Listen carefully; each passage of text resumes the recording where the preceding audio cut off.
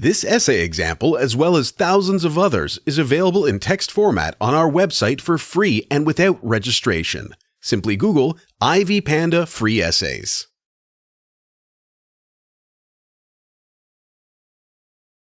Introduction. Marriage and family are the two institutes that form the basic building blocks of communities and, by extension, society.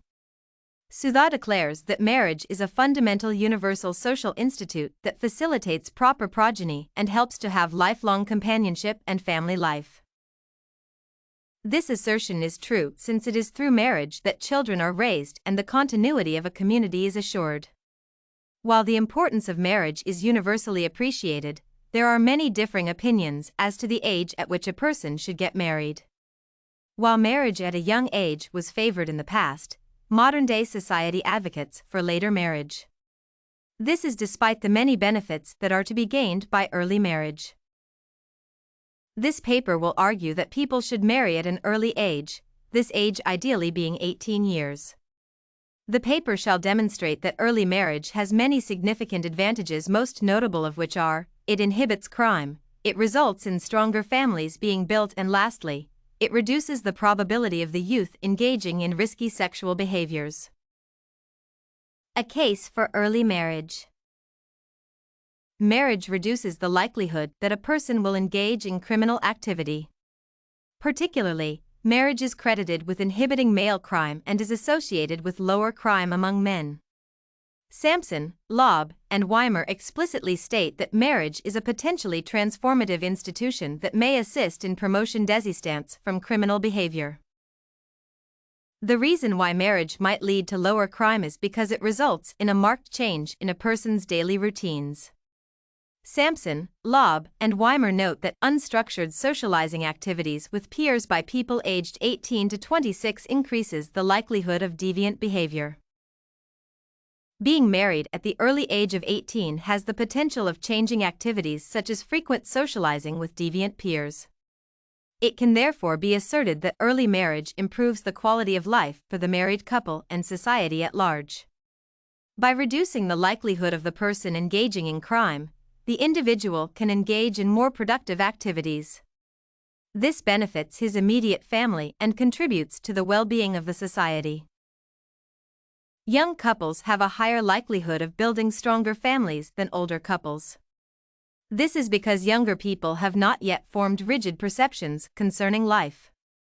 Strong, DeVault, and Cohen state that most marriages are built on the idea that one can change their partner following the marriage union and mold them into a more desirable people.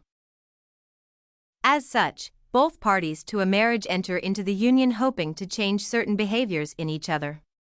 Young people are more flexible and open-minded as compared to older ones.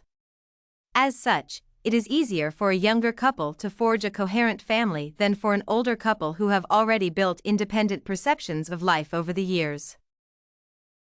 Marriage at an early age significantly decreases the probability of an individual engaging in risky sexual behavior. We live in an age that is rife with sexually transmitted infections or STIs. While there is the risk of infection for both married and unmarried people, the risk for unmarried people is heightened.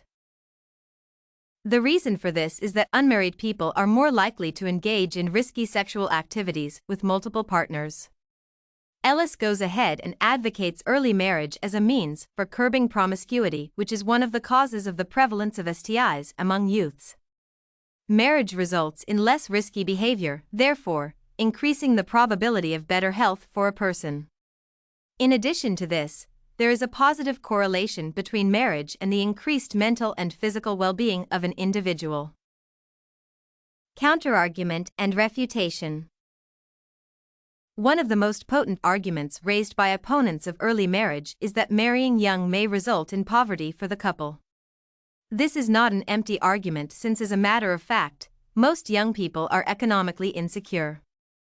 Therefore, when these two people with limited financial capabilities come together in marriage, they cannot assist each other to become financially sound.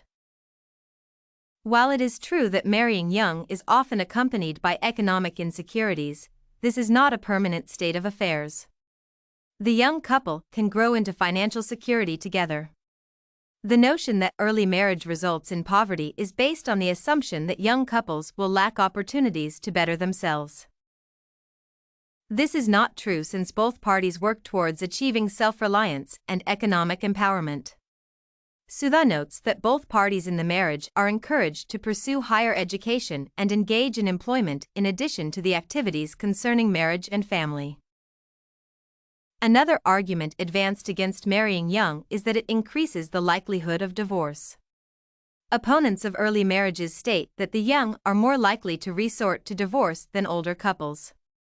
Strong, DeVault, and Cohen suggest that the reason why young marriages are more prone to divorce is because of the immaturity and impulsive nature of the partners. This argument fails to consider that divorce rates are on the increase for all ages. In addition to this, research by Ruggles states that marital dissolutions have increased dramatically over the last century, and while only 5% of marriages entered into in 1987 ended in divorce, a phenomenal 50% of marriages entered into in 1967 are forecasted to end up in divorce.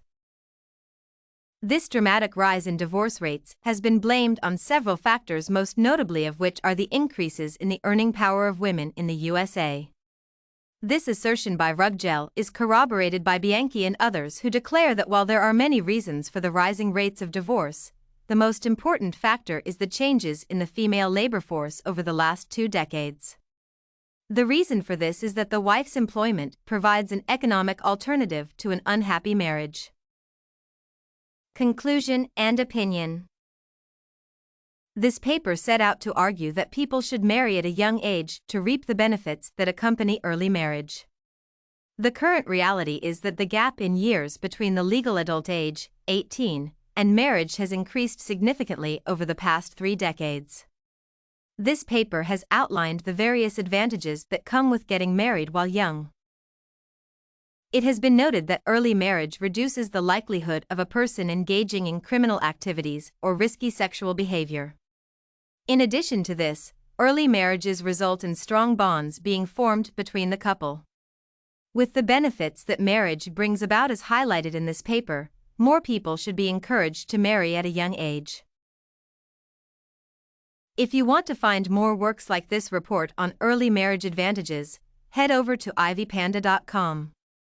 It has a collection of free samples with thousands of submissions covering virtually all academic subjects. No registration required to access it.